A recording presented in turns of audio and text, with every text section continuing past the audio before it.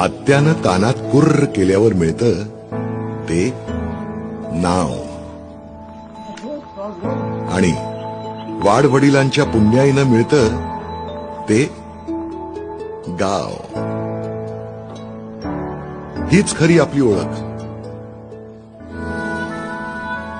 वेल settle होण्याकरता गावाच्या पिंजऱ्यातून उडालेल्या पाखरानं बघा जमलं तर परत माघारी फिरता आलं तर.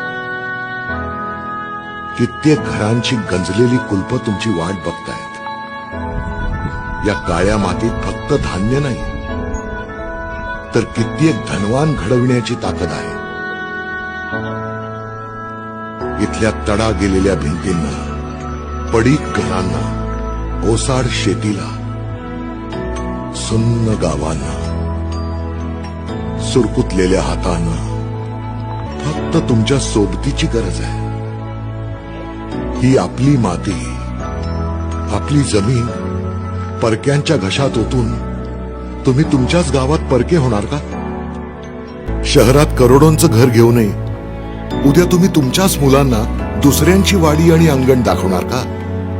प्रगती करायची असेल तर शहरात जायलाच हवं,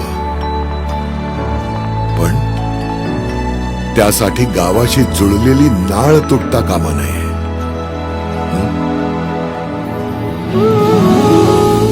आम्ही ठरवलंय आमची गावाशी असलेली नाळ जपून ठेवायची. पण तुमचं काय?